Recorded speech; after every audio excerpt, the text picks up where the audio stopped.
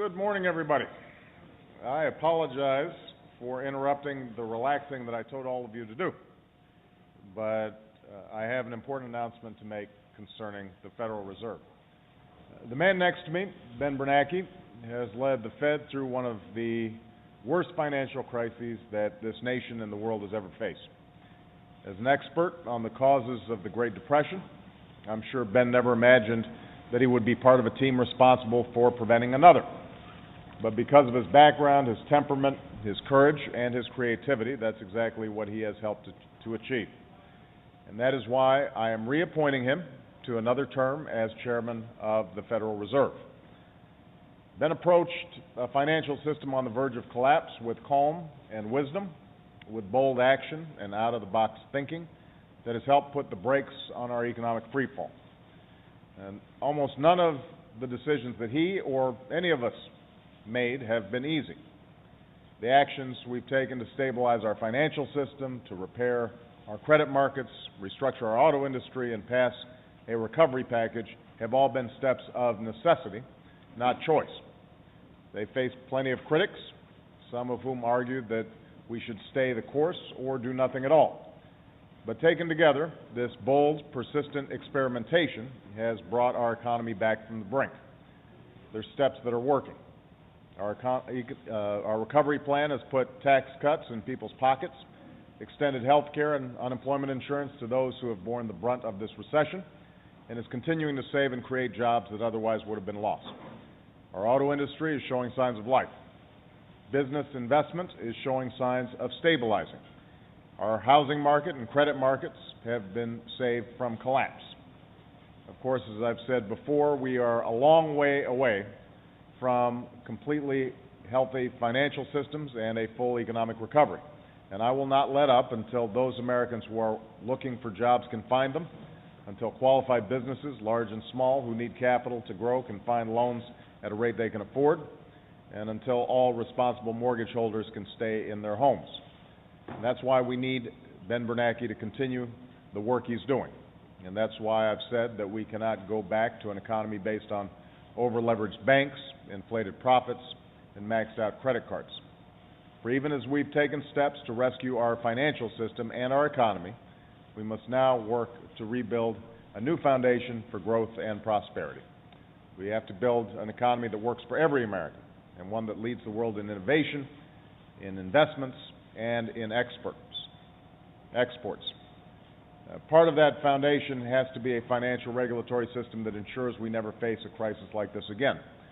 We've already seen how lax enforcement and weak regulation can lead to enormous wealth for a few and enormous pain for everybody else. And that's why, even though there's some resistance on Wall Street for those who would prefer to keep things the way they are, we will pass the reforms necessary to protect consumers, investors, and the entire financial system. And we will continue to maintain a strong and independent Federal Reserve. We will also keep working towards the reform of a health insurance system whose costs and discriminatory practices are bankrupting our families, our businesses, and our government. We will continue to build a clean energy economy that creates the jobs and industries of the future within our borders, and we will give our children and our workers the skills and training they need to compete for these jobs in the 21st century. And much like the decisions we've made so far, the steps we take to build this new foundation will not be easy. Change never is. As Ben and I both know, it comes with debate and disagreement and resistance from those who prefer the status quo.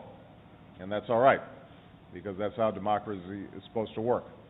But no matter how difficult change is, we will pursue it relentlessly because it is absolutely necessary to lift this country up and create an economy that leads to good jobs, broad growth, and a future our children can count on.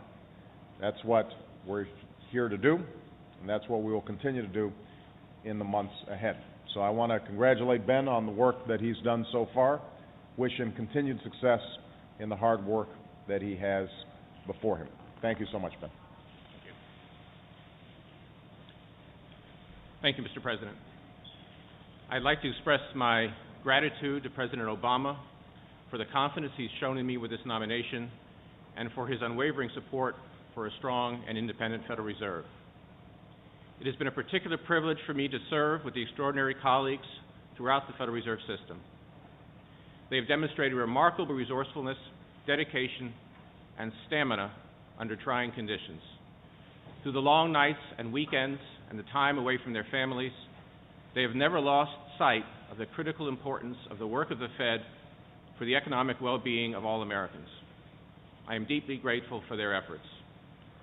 I especially want to thank my own family, my wife Anna, and our children, Joel and Alyssa. Without their support and sacrifice, I could not undertake this task. The Federal Reserve, like other economic policymakers, has been challenged by the unprecedented events of the past few years.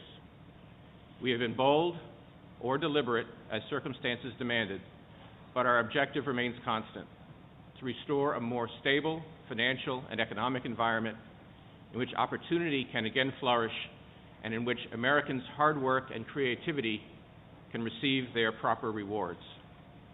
Mr. President, I commit today to you and to the American people that if confirmed by the Senate, I will work to the utmost of my abilities with my colleagues at the Federal Reserve and alongside the Congress and the administration to help provide a solid foundation for growth and prosperity in an environment of price stability.